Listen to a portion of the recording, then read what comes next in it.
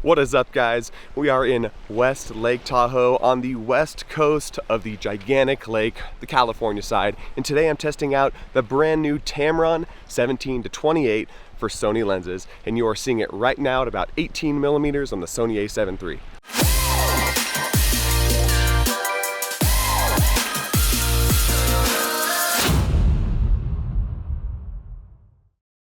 Tamron was kind enough to send me out the lens for review. I do have to send this back, so I wanted to take it out to someplace beautiful and show you guys what this lens can do.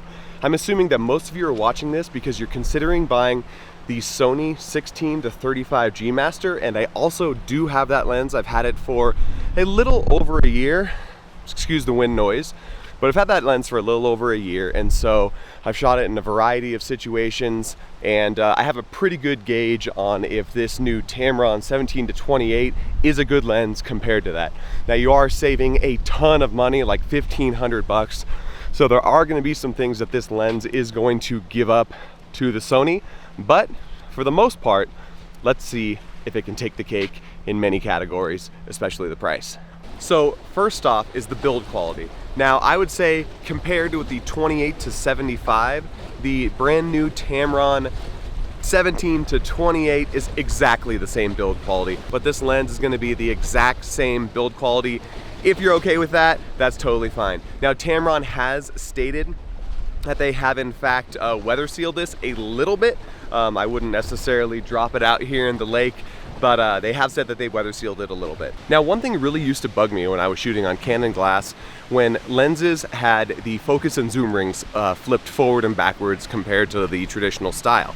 Now, when lenses are mechanical focusing lenses, if the zoom ring is in the front of the lens, you have to reach all the way out and grab it, and you sometimes accidentally touch it and it starts to mess with the focus. However, on these Tamron lenses that are specifically designed for Sony glass, that aspect of the build just doesn't bother me as much. One is because it's a smaller lens and I can reach up front much easier.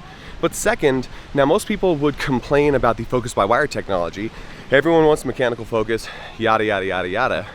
But in my experience, when I accidentally touch the focus mechanism, it doesn't actually do anything. So if I reach all the way out and I'm trying to do the zoom ring and I accidentally touch the focus ring, it doesn't do anything bad. It doesn't focus because it's kind of electronically coupled or decoupled in this instance. So in this case, I really don't mind it, and that's just one aspect of the build quality that I wanted to talk about because everyone talks about it. Another point with build quality I want to talk about is the internal zoom. On the 16-35 G Master, it moves in and out depending on whether you're zooming at 35 or at 16. With the 17-28, however, it does mostly internal zoom. Now, if you look down the front barrel of the ring, you will see the front element popping up and back just a hair, but for all intents and purposes, it is an internal zoom, and that is really cool, seeing as it's probably less moisture and dust resistant than the 16-35. Not having it push out all the way and in all the way is probably going to be more conducive to getting less dust sucked back into the lens, as all zoom lenses end up doing. And as I mentioned before, build quality is extremely similar, if not exactly the same in terms of like the feel and the materials used as the 28-75, which I love. So that makes this lens extremely light, even when paired with this ProMaster variable ND filter that I have on the front that is quite heavy with the Alter RFS system. So even when you add things like that to this lens, it's still extremely light, way lighter than my 16-35 G Master. In terms of its optical performance, I'm really going to let you guys figure that one out. I will include some raw files down in the description below, so click those if you want to check those out. I shot directly into the sun. I did see some flaring, didn't really see any ghosting, but I haven't got back to edit those. I'll put those up on the screen for you to see how they look. But when it comes to that image quality, I'm not really concerned. For an $800 to $900 lens, I think this is going to be fine. So I've been shooting with the 17-28 in both photo and video modes, and I've got to say that the next thing, autofocus, on our list is really comparable to the 28-75, which you guys know after Tamron released that firmware update is really snappy, accurate, and smooth.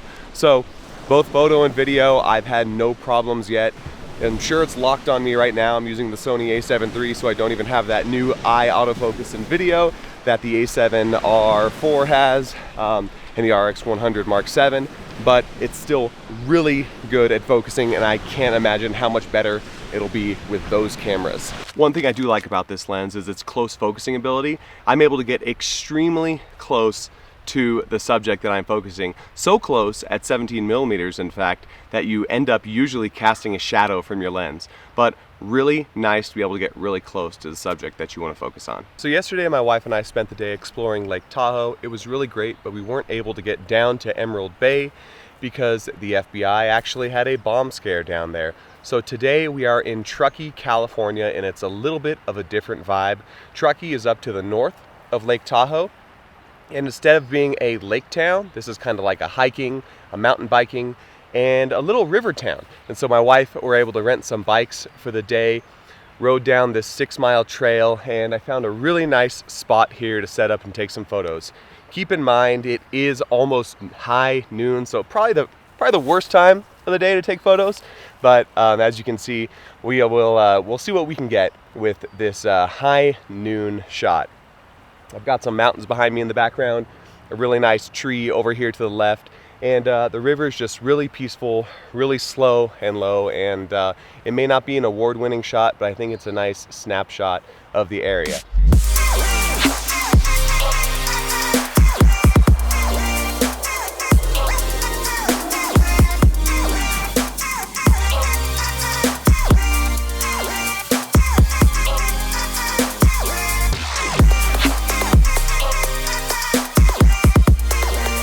So let's talk about my overall thoughts, feelings, and opinions of the Tamron 17-28.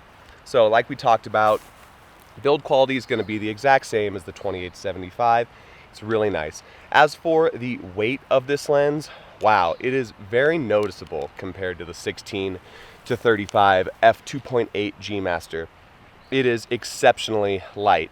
And I'm also able to, even with adding an ND filter in this rapid RFS filter system up in front, it's still lighter than the 16-35, so that is a plus. I was wearing the Peak Design Everyday Backpack with their clip right here on the mountain bike attached to my chest, and I barely felt it. So really big pro for this lens is just the size and the weight of it.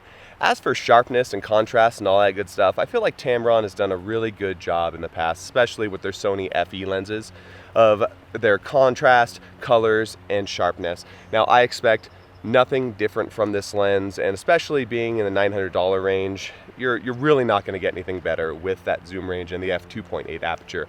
So overall, I'm fairly positive out of the quick shots that I've seen that I'm going to be pretty excited about the sharpness, contrast, and all that stuff with this lens.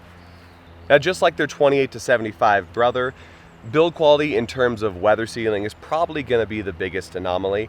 Now, because it's a $900 lens, you're not going to get the best weather sealing off of this, but I'm using the Sony A7 III, and this camera doesn't have the best weather sealing. So I feel like it pairs up really well. It does have the gasket around the base of it, but I feel like it does pair up really well with the Sony bodies. If you're out there in the snow, in the rain, in the hail, all that stuff, you're probably not going to be using a camera like the Sony A7 III anyways. Probably going to be using a more rugged body like a D5 or a 1DX Mark II.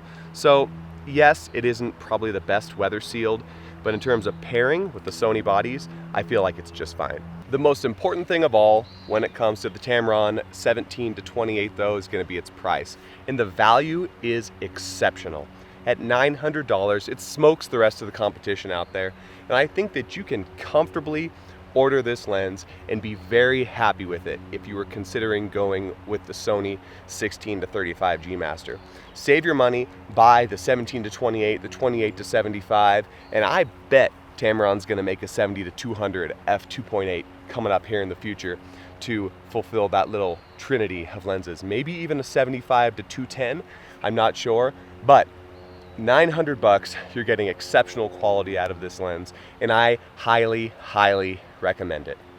Anyways, guys, if you enjoyed this video, please hit subscribe and hit that little bell so you get notifications whenever I release videos just like this. If you have a question about this lens, leave a comment down below the description, and I will make sure to get to each and every single comment and answer it to the best of my ability. Anyways, I'm Ross Thomas, the Brotographer, and I'll see you in the next one. Peace.